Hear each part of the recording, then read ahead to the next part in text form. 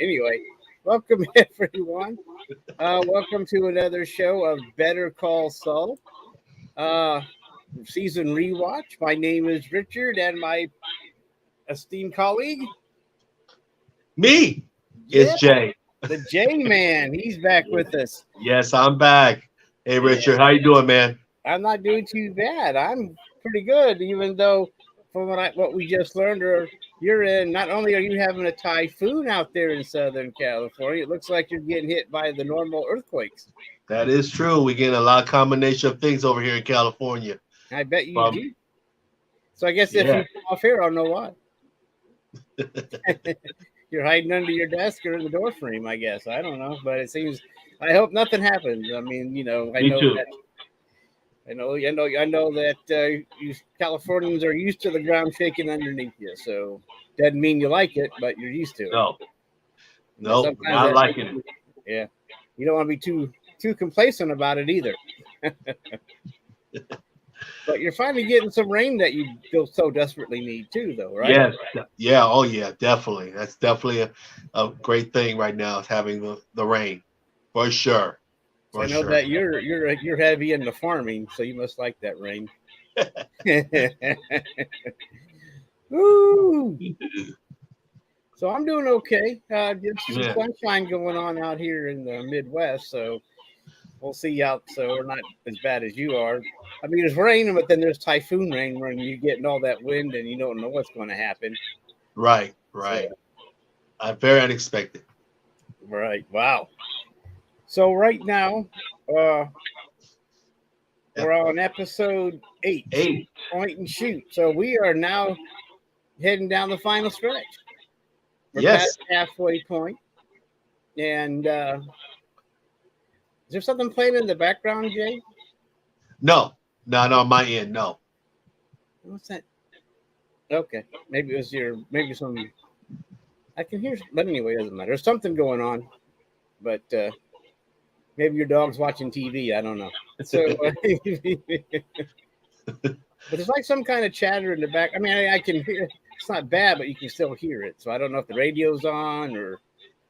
Let me check something out real quick, and you just give me like 2 seconds. All right, interesting. So, like I said, this is episode 8, point and shoot. Uh, if you're watching this on the AMC, it's been a month since for the break, and they ended with us watching LALO shoot Howard right in the brain, in the head, and killing him, freaking the heck out of Jimmy and Kimmy. So right now, because now they have a body on the floor of their apartment. Think about that. There's a dead body on their floor, and that's where it ends, man. He's shot. They don't know what's going on. Lalo standing there with a gun when it ends. So are they next? I guess that's why we tuned in to episode 8 to find out what the heck's going on. You That's know, right. for me and Jay, yeah, we waited 2 seconds before we clicked that, continue button. But for those on AMC, like I said, you had to wait, I think, a month that I read, between those two episodes. And those would be intense months if you're a big fan trying to figure out, oh my gosh, what's next? So, Exactly. one thing I can tell you right now is, now that we're heading into, well, tell us about the cold open there, Jay. You're the man. All righty. How's it sounding now? Is it sounding better? Yeah. Okay, awesome. Uh, all right, we get ready to do point and shoot episode 8. Coldplay starts off with Body of Ocean coming into the screen, and we see the body of ocean. Then we see a shoe in the ocean splashing and going back and forth, and then the camera pans out into the sand, and it goes towards the sand, and you can kind of see some steps in the sand, and then from there, then we see the other shoe that's on the sand also, and it pans back until we hear some music, seem like opera music, and that music should sound somewhat familiar because it's the same music that possibly we heard when Saul was in a vehicle, and we panned more, and we found out that we are correct on that. Is that this vehicle is our late Howard, the namaste vehicle with the door open, with the ring inside of the car, and hearing the music playing, and it pans out, and that's kind of how we start this episode with not seeing Howard, just seeing some shoes, his car, and in the beach. Right, right. And the music is called Mazurka by Chopin, but it's in the style of Leslie Howard, and it's part Oh, of his album in 1989, which when it was released. very So good. yeah, I guess I kind of bothered me. I want to look it up and see what it was. So we, like you said, we see the wallet and his wedding ring on the dash in the car. On The the door's dash. open. So well, we know he's dead. So right now we can assume that okay, they're trying to make it look like it's a suicide because you just can't. That way, and I guess with what he's going through, people will buy it.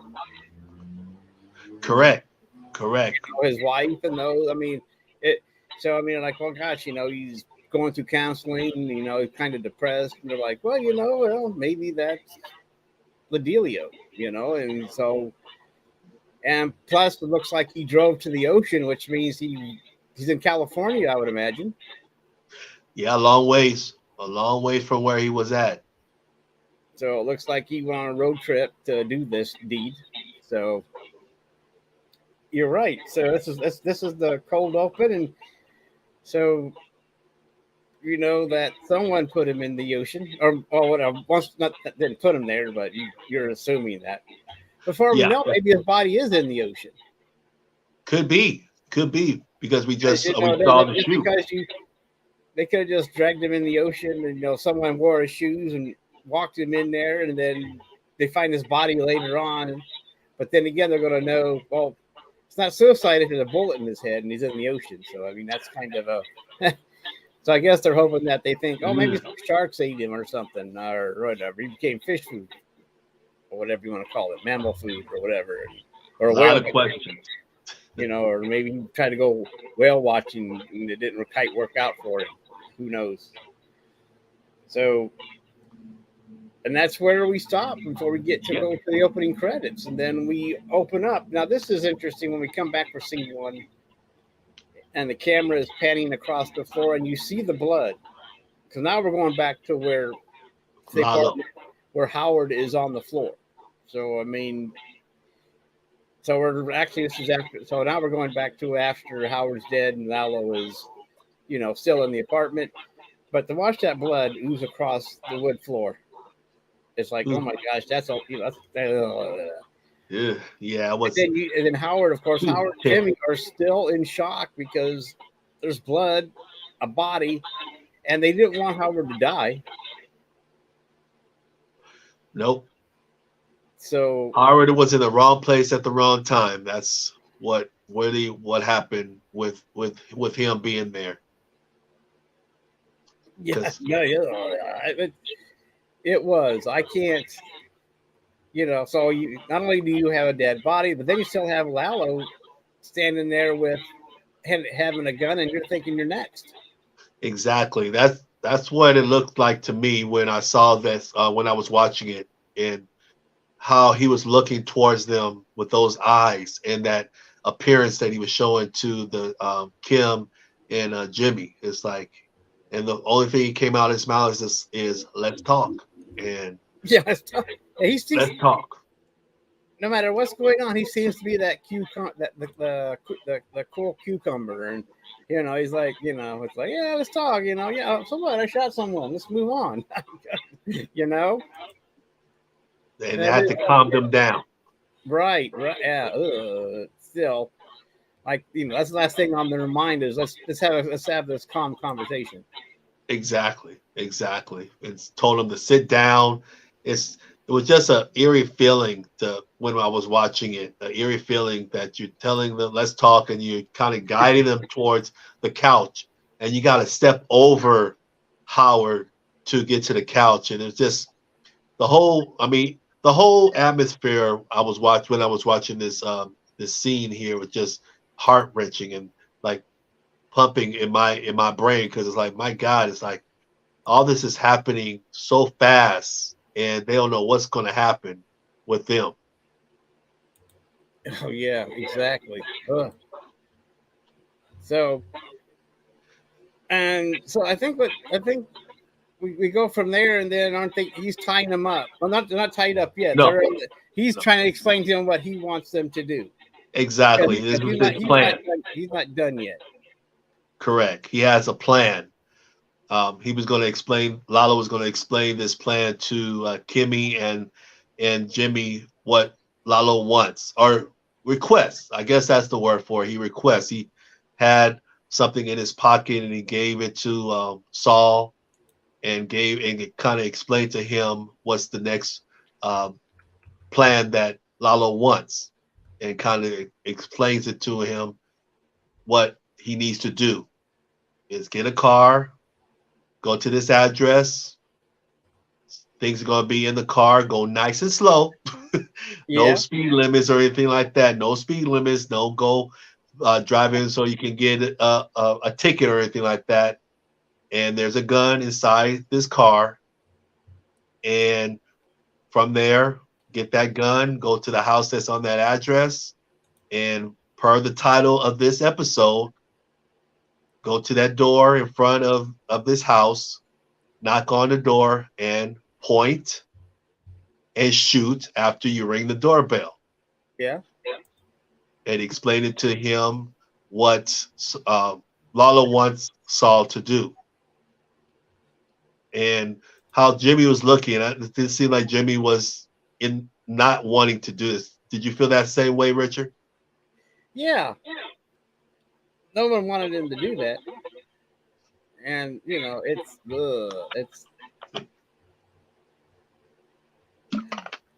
oh, I see what's going on. I think what we're hearing is Roger. I think Roger is doing a live show as well. So we're getting feedback from Roger. Is that what's happening? Because I know on my end, I'm not playing anything. I guess because I don't have my headphones on, I don't hear anything. So maybe you're hearing it better than I am. Well, I'm on the page, and now I can see that he's talking, that he's live. You know, it is crazy. I understand. So I don't, you know.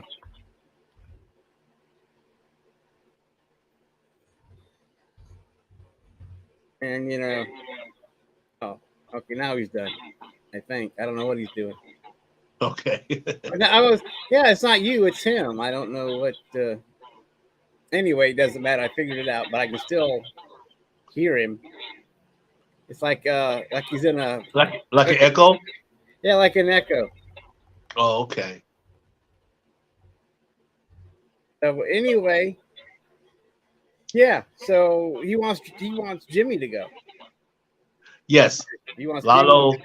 Yeah, Lalo was explaining to Saul what he wants, and that's one thing about Lalo is just a funny character. I mean, funny guy, and how Jimmy and Saul were talking and everything, and they were just blabbling, and Lalo was just saying, "Gosh, you guys just talk.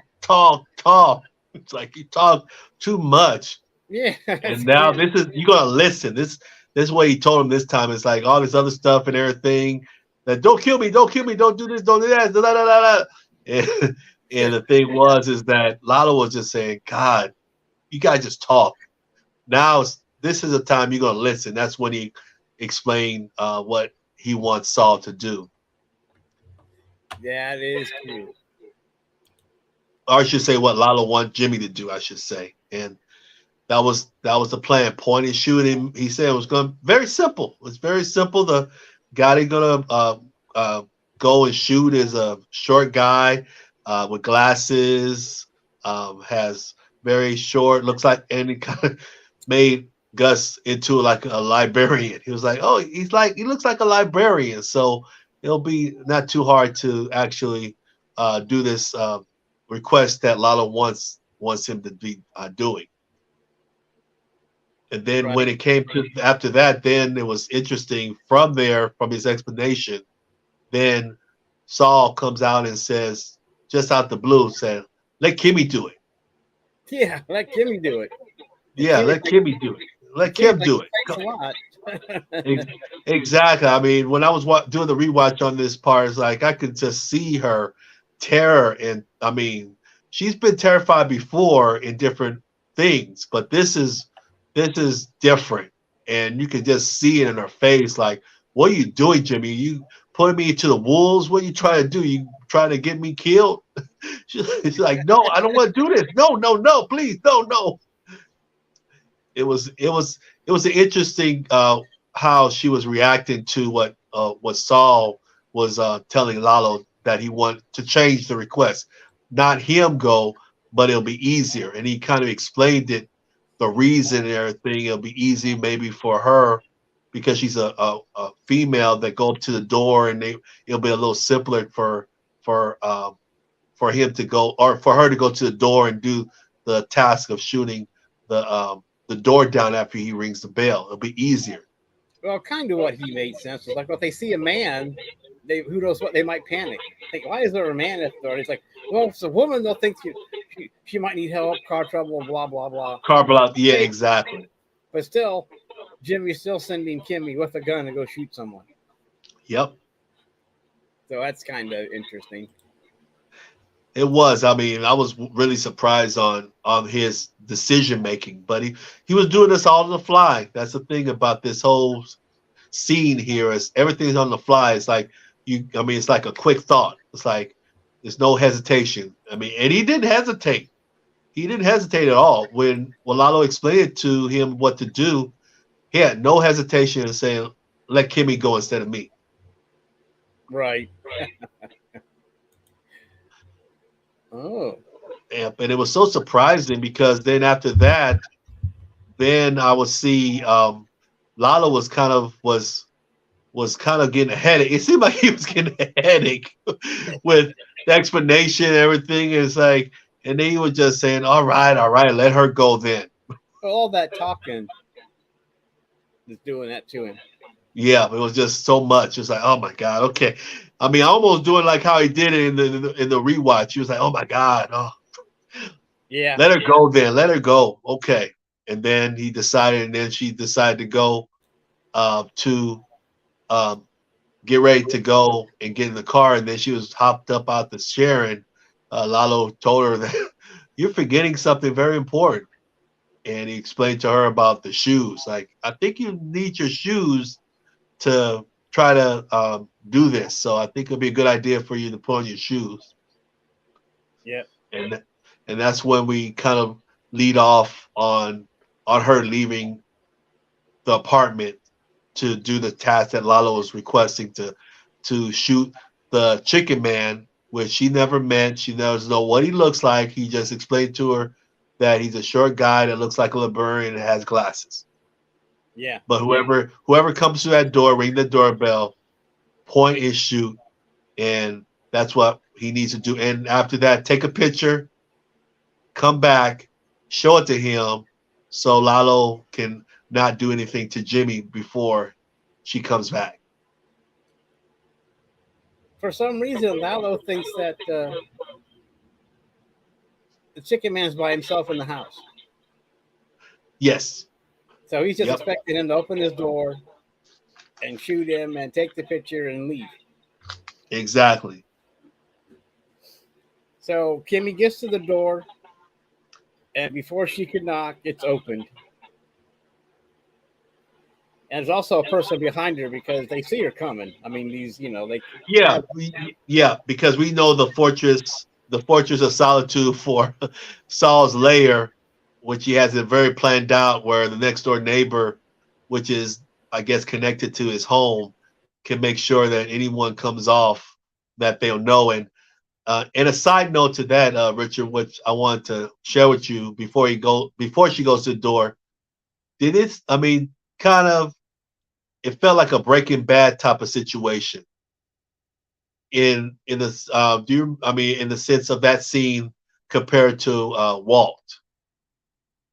And I know we're going to be doing a rewatch of Breaking Bad, but I just want to mention that because I know there's people out here that's watched uh, Breaking Bad, so I'm thinking I'm not going to spoil anything by that scene or anything. But do you recall that? Did it seem similar to you when you saw Kimmy coming out that door and going and walking towards Gus's house, and how the same thing happened in the Breaking Bad when Walt was getting ready to almost do the same thing that Kimmy's doing to try to shoot Gus?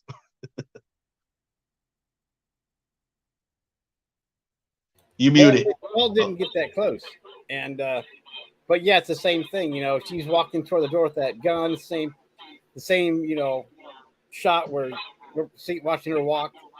We have, we're looking at her back, and she's walking with a mission, kind of. Well, not a mission, because she's just walking to that door, probably nervous as heck. So yeah, because right as far as she knows, she's about to commit a murder. Yeah, ring that doorbell. She get ready to do it. Yep. She's not selling Avon either. So I mean, there's no. Not in the middle of the night. No. So yeah, so they catch her and shove her inside, and then Mike wants her to calm down and explain to her, what are you doing? What's going on? Where, and she's like, oh, Lalo's here. He's got Jimmy and blah, blah. And she's like, wait, take a breath, as he always does. What's going on? I'm here to shoot. Shoot who? And then there's another African American in the room that's not free, but as far as she knows, that's him because he's the only one there that's black. And he goes, well, him. And he's like, what? Because she doesn't know what Fring looks like. And plus, I don't think Lalo told her the name either. Exactly. That was kind of funny that they panned over to this guy like an imitation of Gus. That was funny where they had it. Literally, that just tells you how smart Gus and his crew is, to have like a kind of a backup person to portray him just in case if someone is trying to kill him. He already has someone like a lookalike, like a double gamer. It was pretty smart on his end. Yeah, a lot of money went into this protection outfit. That's for sure. Oh yeah, for sure. So he wants to know how long, So she tells them that they're at Jimmy's. They all take off to go to Jimmy's now. Exactly. And one thing that Kimmy was stating to Mike too, because Mike, or I should say, Kim knows Mike from the scene we saw earlier in the restaurant, and I could just see in Mike's face his shock that Lalo was over at their house or their apartment. He had that look on. It's like, what? And it's like, yeah, there are literally, Lalo went to us. And I think he was very surprised. He thought he might do something different, but he went to their house. And Kimmy had that expression on her face to Mike say, you're supposed to protect us. I mean, you're supposed to be watching. Where were you guys?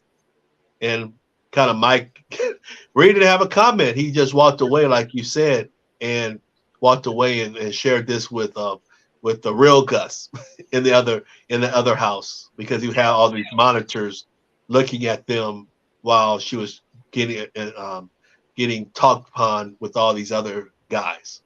Right. And because she says that, but his mission is to get Lalo, so they're going to leave and go to Jimmy's to catch him. Exactly. That's what Mike told everybody, not just at the house, but at the laundromat, everybody, that we need to go over to Jimmy's house and try to find out where Lalo is so we can catch him, so we can kind of save everyone's life, save Kimmy's life, save Saul's life. That's what the plan was. Yeah, so in the meantime, while Kimmy's on the way, Lalo ties up Jimmy to a chair, and there's a movie playing on TV, which is A called black and Born white. Yesterday. Yeah, it's a black movie called Born Yesterday. It came out in 1950.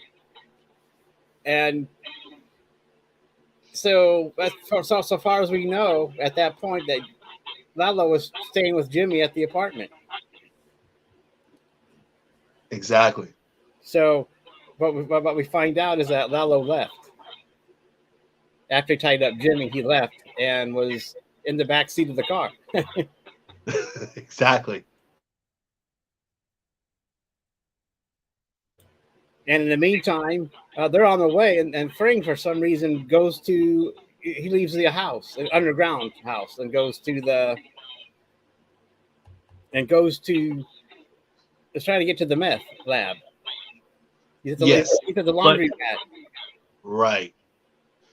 But one thing that before that, what Gus did, and I think the reason why Gus left was that he asked Kimmy a question, and that question he asked her on the little intercom or not intercom on her cell phone is why did or I should say did Lalo sent you to come and kill him? And Kim said, no, it was actually Saul supposed to come and do this. But Saul changed Lalo's mind. And it was interesting that Gus had that interesting look in his face saying that you have this lawyer guy, a nobody, not even in the cartel, actually made Lalo change his mind on what he was doing. And I was like, and it was very interesting to see that this happened. And it looks like it made Gus think about what the plan is or what was going on and what was going to happen. So it was interesting that Gus gave that question to Kimmy. Right. And so what's interesting is that they're on the Gus has a group of men with him heading to the laundromat, and then Lalo ambushes them and starts opening fire, kills his men, and Fring is left alive. So In the laundromat. The yes. laundromat. Yep. So there's a heavy body count right there, and he wants Fring to talk to the camera. He has his video. He has that video. Yeah, he's trying to make this YouTube film, I guess. I don't know, but he wants to show it to the people, the cartel of Mexico, saying this is the Chicken Man. He's bad, and this is why he has to go.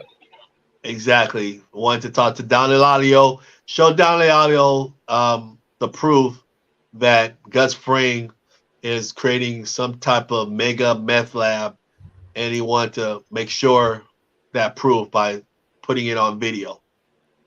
Exactly. And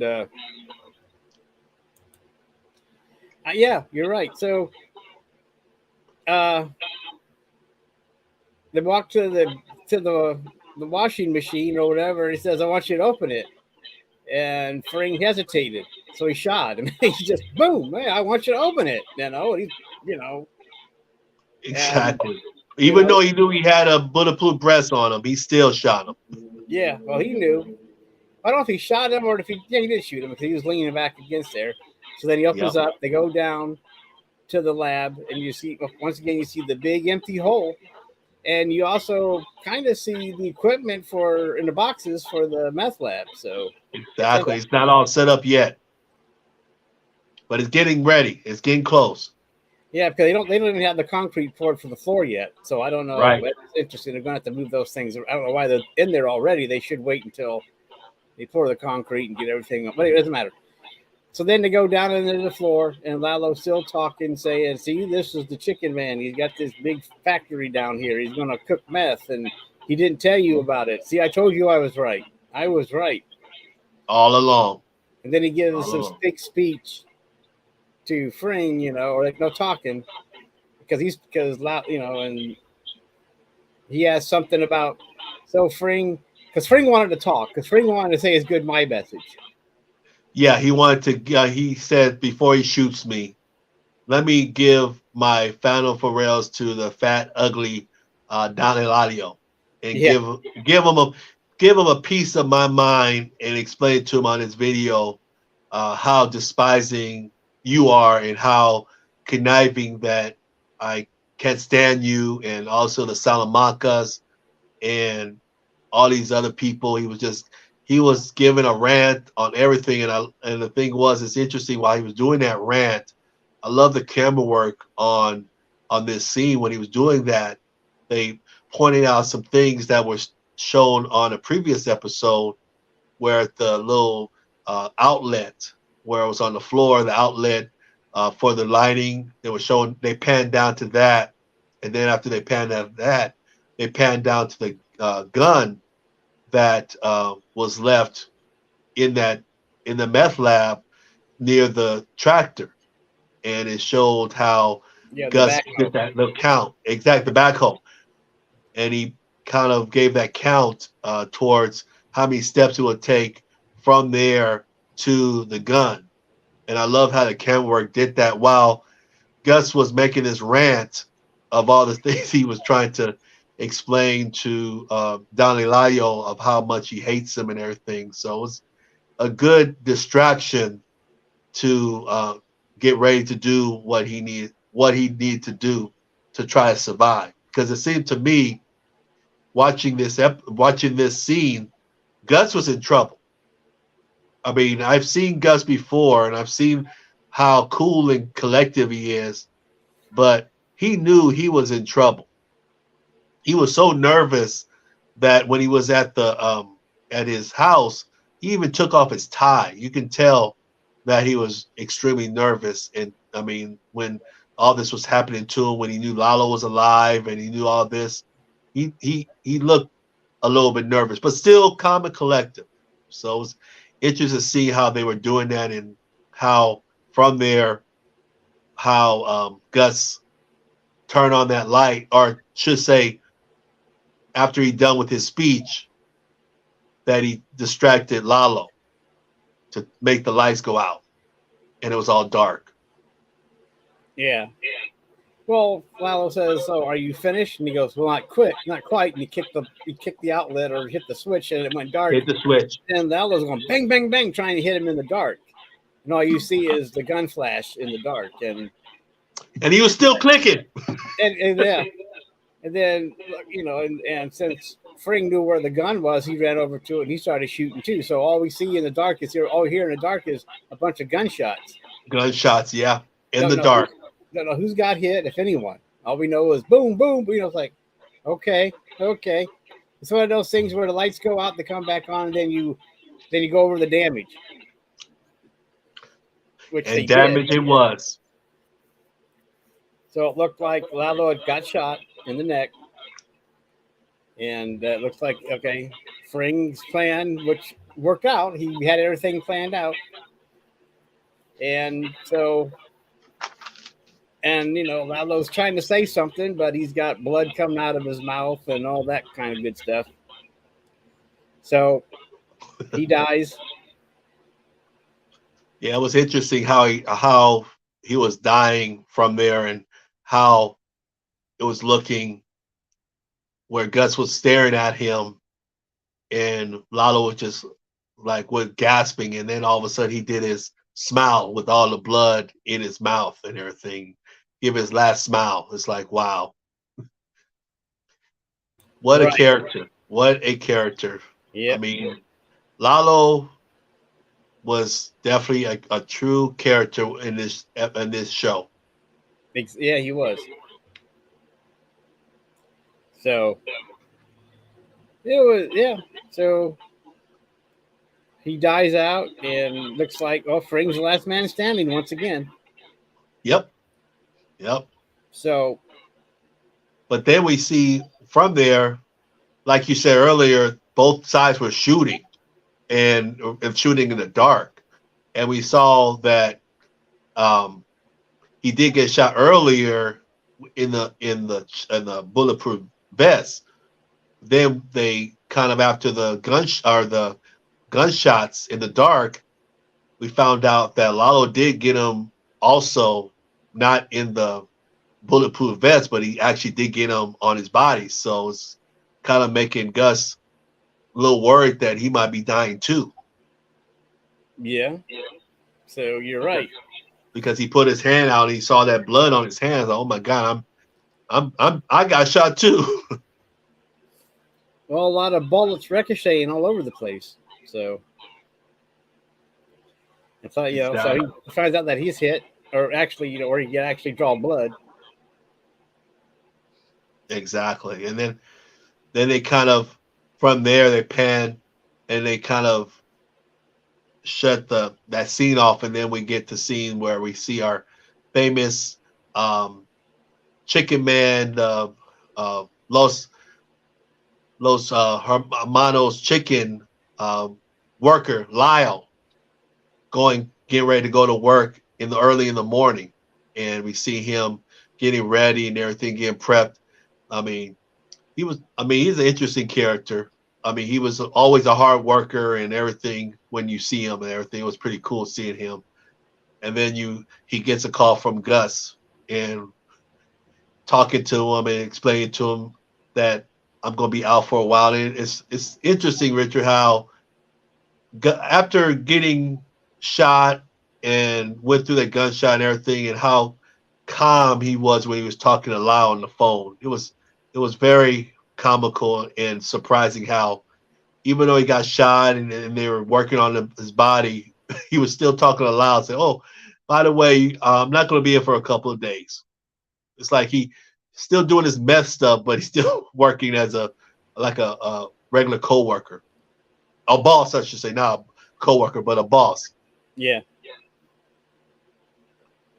Yeah. So, and he's talking on the phone, and then you find out that as he's talking on the phone, he's getting his bandage healed. I mean, he had to get the bandage on his bullet, and I don't know. I guess it wasn't a doctor, because he was just right, doing something, and then well, we passed the scene where Jimmy tipped the chair over and was on the floor. So he's facing Howard, bleeding out on the floor. And then Mike does come in eventually and takes the gag off and says, "How long did he leave?" And then Jimmy goes, "Well, he left as soon as Kimmy did." So then Mike's like, "Oh my God, he left to go. It's all been a ruse." So because he knew that Mike would go to Jimmy's, and so while Mike's on his way to Jimmy's, Lalo was on his way to the Chicken Man, or whatever you want to know. So Mike takes off, and then they end up in that room, and Mike is like, "The doctor will be here in 3 hours." So I guess he's coming from Mexico. Exactly. And my thinking was, why didn't he have a doctor closer by? I'm sure he could have found someone that would have went off the books for the right amount of price, for the right price, instead of sitting there waiting for someone to come across the border.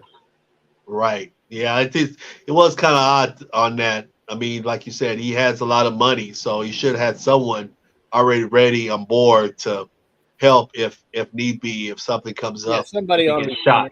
Somebody on retainer. But exactly. I guess he trusted the Mexican doctor more than he did the American doctor. So, because Gus is a careful man. So always. But it seemed to me after he was getting patched up, like you said, Mike didn't look that happy with Gus at all. I mean, they had their little disputes before, but it seemed to me this one got really under Mike's skin as far as what was happening. I mean, he was actually even told Gus, "It's like, are you happy with this? Are you happy with the turnout that happened? Are you happy that you went to the laundromat and did you really know that he was going to be there?" And I want to ask you, Richard, when you saw that, did you think that maybe Gus was lying to Mike? Do you think, because he said no, but to me, I feel like, Gus maybe didn't know that Lalo was going to come to the laundromat. Well, he planned for it. So I mean, he thought he had an idea that could have been a place. I mean, it looks like you said Fring's careful. So Very careful. I Yep. don't know. Hey, I gotta take off for a second. Okay.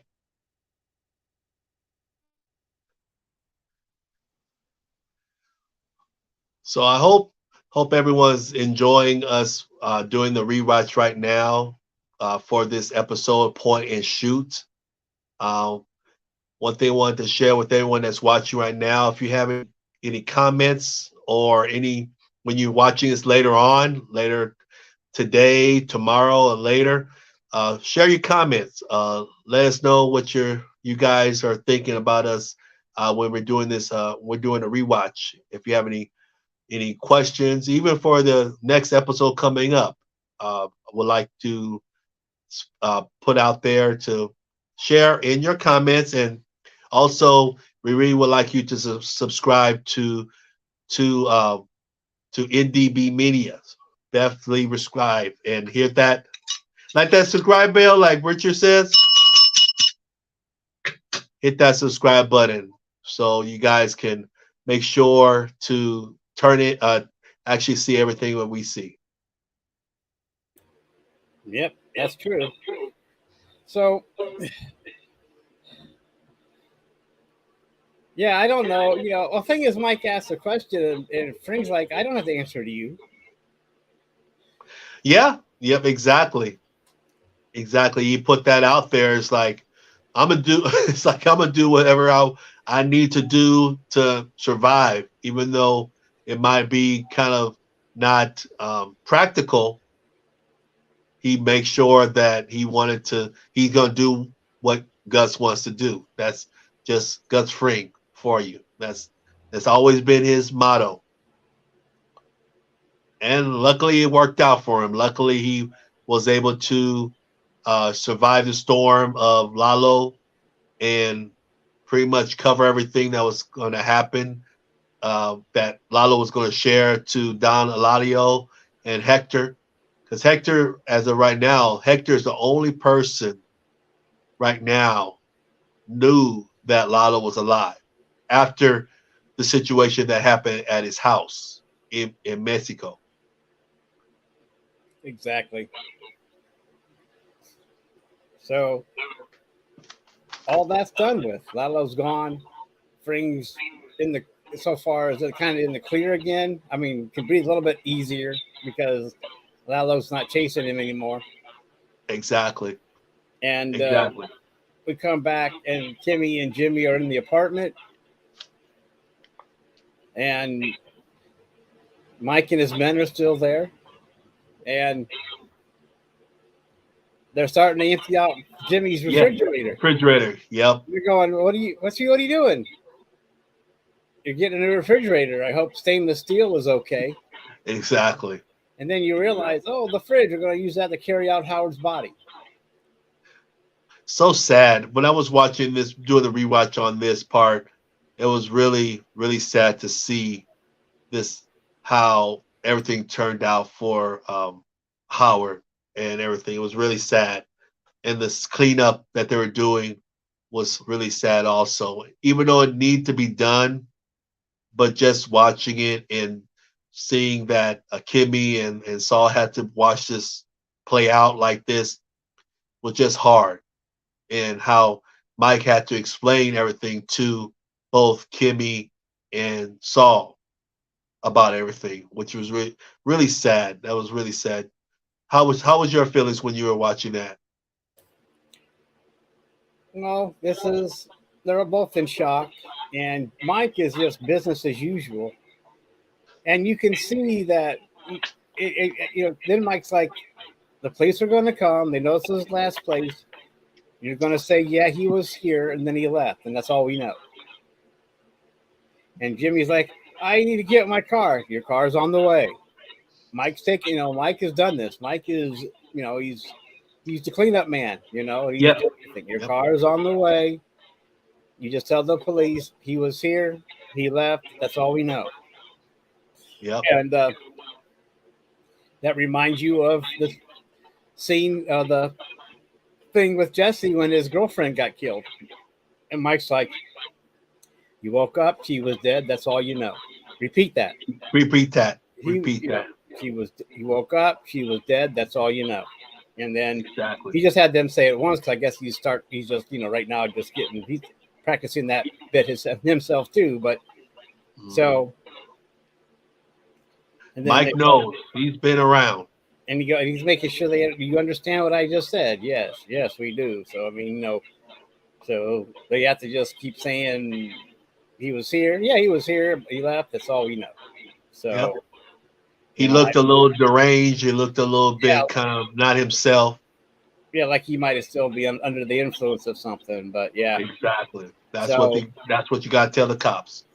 yeah, because that's also a precursor for when they find the body in California. Exactly, and that's what that Coldplay comes into play. That Yeah, rhyme. yeah. So, so it's they're in the vet. Well, I also tell them what are you doing today? What are you doing today? And they're like, well, maybe I could stay home. No, it's business as usual. You go Yes, home, as usual. Yep. you don't act any different. You just get ready for your day and you do it and you play it out. Exactly. Exactly. That's how Mike was explained to Kimmy and to Saul. And like you said earlier, it seems Mike always want them to repeat everything that he says. That seems like that's his MO. And that's what he asked Kimmy and Saul to do is that I want to hear it. I mean you're listening, but I want you to hear it. I want to hear it comes out your guys' mouth saying Right, that right, I didn't see anything. right. So that's what yeah. So that's what happened, and Yep. so they closed as they closed the door to their bedroom to get ready. You can see that all his men are cleaning up. The floor, restocking the new refrigerator that they just got, Hmm. and they shut the door, and that ends that ends the apartment part of it anyway. Part of it. Right. Exactly. Exactly. Yep. Then we go into a really eerie and sad part of this episode. Um, seeing the two people that got shot, and I was thinking when I was watching it, doing the rewatch, and saw that scene, I was thinking to me is that at least Howard got some justice by the person that killed him died. I mean, it was very sad to see, but at least Howard got. I mean, the person that shot him got shot too. So, but it was kind of really, of course, eerie to see them going both in the same burial site at the meth lab. It was really, really sad. I mean, Yeah, when I saw that scene where they had the backhoe digged up all that dirt and put them in, and then they tossed Lalo's body in first, and then they were getting ready to do Howard's body, and then Mike need to get some things, and that's when the Coldplay comes into to play again, where he took his shoes off, got his ring, and some other things out of his body before they had to put him into the burial site at the meth lab. And Mike Mike has a heart. You can see he does. I mean, he really feels bad about everything that's happened. You can see that in his facial expression when he was telling the guys to just don't toss him like he did Lalo. Do it a little bit more respectfully. Just put him in there. So you can kind of see, even though it was a really bad situation that happened and he was not even a part of it, he really still felt bad about it. right. And uh, but well, the whole thing is bad because I mean, I don't think Howard cares about Lalo being dead since he's dead. So I guess it's for the audience. Yeah, I guess as I guess what you're the thing is the audience is probably happy that Lalo finally got killed and he killed Howard because Howard didn't deserve that, no matter how no, much of a dick he was. And no. you're right, it goes back.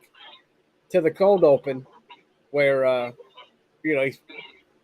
Mike checks the body, gets his ring, gets his wallet because he needs that to put on the card. So they think everybody would think that Howard walked up into the ocean and drowned. The side. Yep. Yeah, the thing is, what I noticed that once the body was put in there, it seemed to me that Mike took a moment. I don't know if he was praying or maybe a silent prayer. I don't know what Mike's convictions are, but we did stay on. There was a close up on his face for quite a few seconds, and he was just looking down. Yeah, he did. He probably cared, like you said, he didn't care about Lalo being in the hole, but he's thinking this innocent guy was killed. He had nothing to do with this. So in a way, I guess you're supposed to get that. Howard wasn't just cold hearted. We knew that already, but this also plays on that character where he just stands there and looks, and then he's like, okay, cover it up, And the thing is, you got to realize now, after seeing this scene, that Jesse and Walter all this time were working in a graveyard. Yes. Yep. They didn't know there were two bodies underneath them, So, and we didn't know it either until oh my gosh, this whole time there were people buried underneath that, and that goes back to like the mob using construction sites to bury people in the cement. Mm-hmm. Yep. And then you're thinking, well, then it makes you, I don't know how much you know about Jimmy Hoffa, but it makes you think about all the rumors about Jimmy Hoffa being buried in concrete like that too, or at the giant stadium and yada yada yada. They just buried him in a and you're never going to find it. But that's when that scene ends. It ends on the mic coverage, and we move on. And where do we go next after that, Jay? After that, like you said, it shows that it kind of pans out where they get ready to put the dirt over these bodies, and pretty much, sadly, that's kind of how this episode ends, where the burial site of Howard and Lalo's video camera, which had all the proof that he was going to show to Don Eladio, was all for loss because Lalo was not unable to provide that information that he needed to do to the Salamancas and also to Don Eladio. So that'll be something we need to kind of question and think about. What's next? What's going to happen on to with this situation? Even though everyone knows Lalo was dead from that situation at his house, so really interested in seeing what's going to happen. Even what's going to happen to Gus. So it's exciting. That's one thing I really enjoy watching and rewatching this Better Call Saul and sharing the experience with you, and as far as watching it and again seeing how we kind of dissect each scene. So it's really, really enjoyable. Yeah, exactly. And what I like, you're right. And now you're thinking, where do we go next? Because the main character, the main enemy's dead, but we know there's more because Lalo we haven't got to the part where, okay, what's Jimmy doing now that he's in hiding? He's on the run, so we gotta, when how far now we have to do to get to that part. But yeah, Lalo's done. The camera's being buried too, so there's not going to be any proof of Lalo's homemade video. Nope. You're not going to watch this on family videos or whatever it's called. But it's so, and you feel bad because the way Howard had to go out. I mean, Howard won't get the body won't get a final resting place in a cemetery. His wife's everybody's gonna think that he killed himself. That's gonna make it even look worse. Like, oh man, Howard was really out of it. He drowned himself, and that wasn't the case. Because as we know, Howard's ready to pick himself up. As we talk, before he got shot, he talking to Jimmy and KIMMY last time. I was like, yeah, you're right. I'll land on my feet. But now it's done. It's gone. It's life. So And plus, Howard was one of my favorite characters in the show too. I mean, even though he was being picked on, he still seemed like a nice guy. Yeah, But nobody's perfect. So no, I it was mean, perfect. He had some flaws. yeah, but still, but he wasn't a mean guy. He was not malicious. He was nothing. He was like a Never. nice guy. He might have been a dick, but didn't make him, someone you wanted to hate, unless you're Kimmy and Jimmy. But they were just, I don't know if they hated him, but they just wanted to get back at him. And it just, and now Jimmy and Kimmy are also thinking it's their fault that he's dead. Exactly. Exactly. Because they were just having fun. Well, They I were wouldn't just go having that far. fun. Well, fun for them, yeah. But they didn't want to have him killed.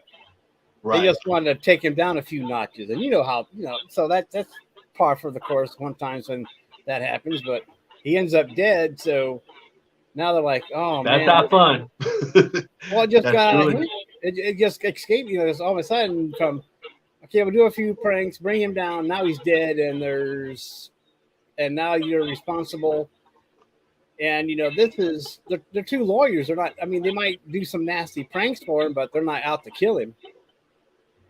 And they exactly. don't hang around dead bodies either. No, that's definitely something that they don't get into for sure. So I mean, think about this. Jimmy's been through a lot.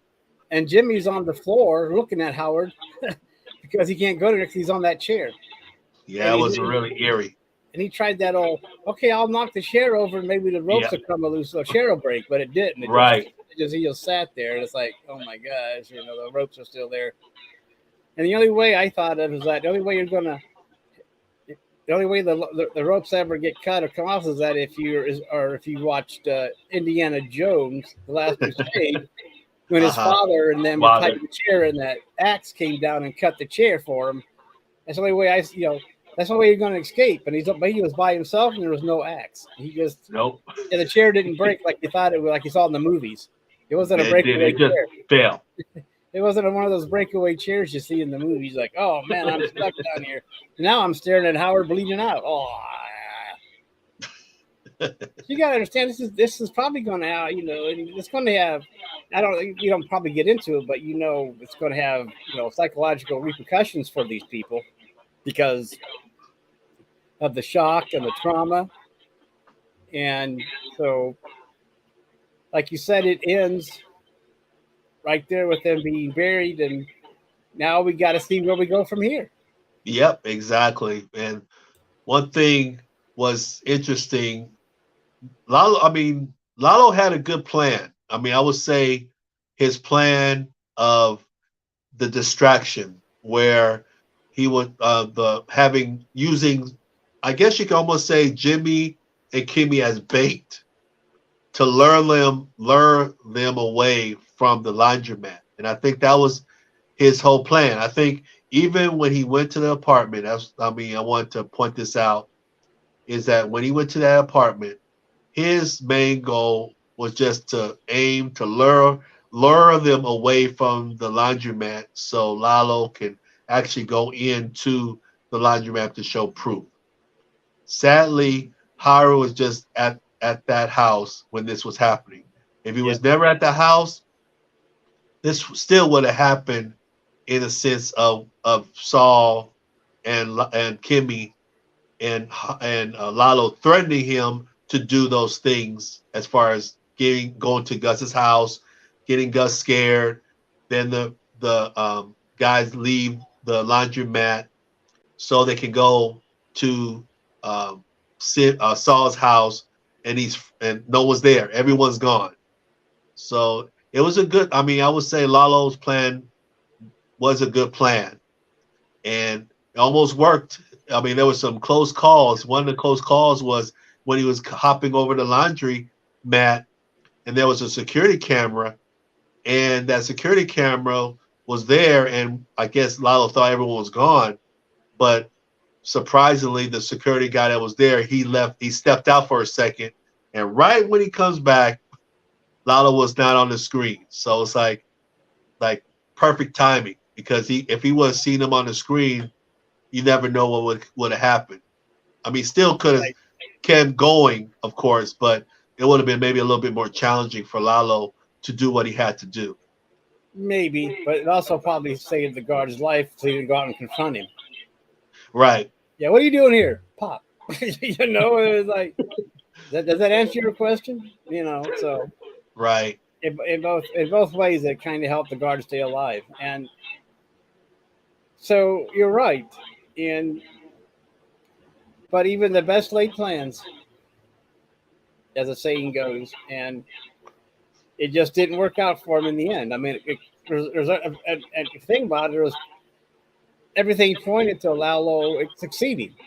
He got the jump, killed all of Mike's men, had Yes. Fring, Fring unarmed down there in the hole. Yeah, he had it. But Fring was set up to defend that area. He So did. it He didn't work did. out. And Yep. still, Fring could have got hit in the dark. Because remember, LALO's just shooting blindly, and one of those bullets could have actually hit him. I mean, Fring Yeah, had to could him in the face too. Well, Fring had to turn the lights off, plus make sure he got out of the way of the aim of the fire. Right. Yeah, exactly. He did almost like a roll. Yeah. Like almost tuck and roll.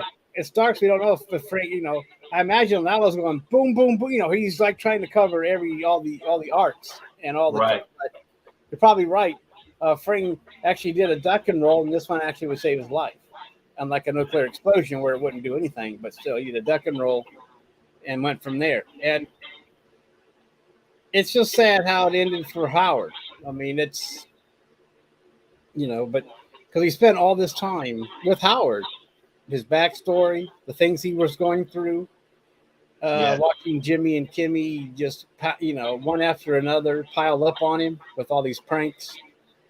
If you want to call them that, because the judge thing was more than a prank for me. It's like, oh my gosh, they really went out of their way and made him look bad in front of everybody. Everybody. Not just Cliff, but the other side. So Yep. All of them. I mean, everyone knows and sees that something was wrong with Howard at that meeting that they had all together. Yeah. So And that's now, the last they see him. That's the last time they seen him after he died. Yeah. But thinking about this, now they're really gonna think that. I mean, now everybody's gonna think, oh, he was a cocaine addict and he went and killed himself. He kept denying it, but now Cliff's like, well, he had his issues, he had a drug problem, troubles at home, and so even though he wasn't a cocaine addict, that's going to be in the back, oh yeah, well, he had problems with drugs and he killed himself. And that's not true. No. There's nothing you can do about it. You have to play out the narrative now if you're Jimmy and Kim. You can't go back and say, well, he wasn't, because then you're going to say, you got to explain, well, how do you know this? And then you go spend hours in the interrogation room with cops. Exactly. And So anyway, and Mike knew that. It was a sad ending for Howard. It was. It really was.